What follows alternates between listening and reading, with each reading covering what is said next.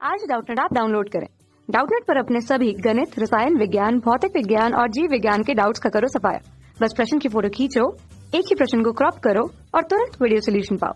अभी डाउनलोड करें। हेलो दोस्तों, आपका प्रश्न है यहाँ पे अभिकथन ए दे रखा है। द्रव की प्रवृत्ति अधिकतम अणुओं को सतह पर रखने की होती है। तर्क आर में दिया है द्रवों की नन्ही बूंदों का आकार गोलीय होता है। तो चलिए इस प्रश्न को हल करते हैं दोस्तों। तो यहाँ पे जो द्रव होता है, द्रव की जो छोटी छोटी बूंदें होती हैं उनका आकार गोलाकार होता है। आपने देखा होगा पानी की छोटी छोटी बूंदें, बारिश की बूंदें जो पत्तों पे एकत्रित हो जाती हैं, इकट्ठी हो जाती हैं, तो आपने देखा होगा उनका आकार गोलाकार होता है। अब गोलाकार क्यों होता है दोस्तों? पानी की जो बूंद है उसका आकार गोलाकार क्यों होता है? क्योंकि हमें पता है पानी पानी क्या है, द्रव है, और प्रत्येक द्रव में क्या है, एक गुण होता है पृष्ठ, जिसे हम कहते हैं पृष्ठ तनाव।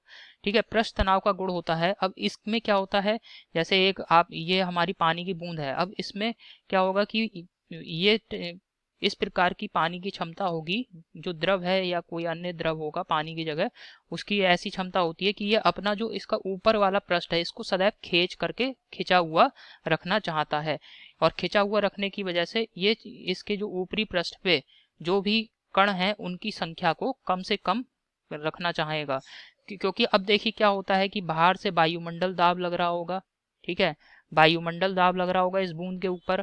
अब इस वायुमंडल दाब को व्यवस्थित करने के लिए एक विरोधी बल लगना चाहिए, तभी तो बूंद यहाँ पे अपनी साम्य अवस्था में इस प्रकार से गोलाकार रह पाएगी।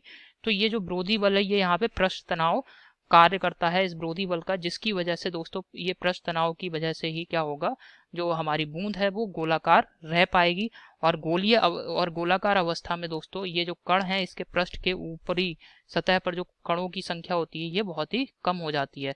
तो यहाँ पे अभिकथन में जो दे रखा है कि द्रवों की प्रवृत्ति अधिकतम अणुओं को सतह पर रखने की होती है, ये गलत है। क्योंकि द्रव की प्रवृत्ति अपने जो सतह है उस पर कम से कम अणुओं को रखने की होती है।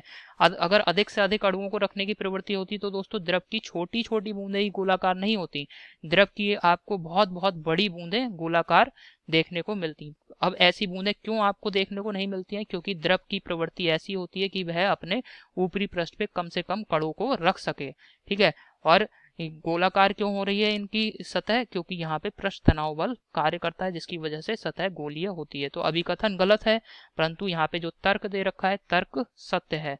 तो यहाँ इसे मैं लिख दे रहा हूँ। तो इसे यहाँ मैंने लिख दिया दोस्तों कि द्रव की प्रवृत्ति सतह पर कम से कम अणुओं को रखने की होती है। द्रव में पृष्ठ तनाव का गुण होता है और इसी कारण दोस्तों द्रव की बूंदें गोलाकार आकृति की होती हैं। अतः दोस्तों ए गलत है और आर सही है। ये हमारे प्रश्न का उत्तर है। विकल्प देखते हैं। तो पहले विकल्प में दे रखा है हमें ए और आर दोनों सही हैं एवं आर ए का सही तर्क है, ये गलत विकल्प है। दूसरे विकल्प में दे रखा है ए और आर दोनों सही हैं परंतु आर ए का सही तर्क नहीं है, ये भी गलत विकल्प है। तीसरे विकल्प में दे रखा है ए सही है परंतु आर गलत है, ये भी गलत विकल्प है। चौथे विकल्प में दे रखा है ए गलत है परंतु आर सही है, ये बिल्कुल सही विकल्प है। तो आशा करता हूँ आपको ये समझ में आया होगा दोस्तों। धन्यवाद। कक्षा 6 से 12वीं से लेकर नीट, IIT, JEE वो एडवांस के लेवल तक 1 करोड़ से ज्यादा छात्रों का भरोसा। आज ही डाउनलोड करें डाउटनेट ऐप या व्हाट्सएप करें अपने सारे डाउट्स 8400 400 400 पर।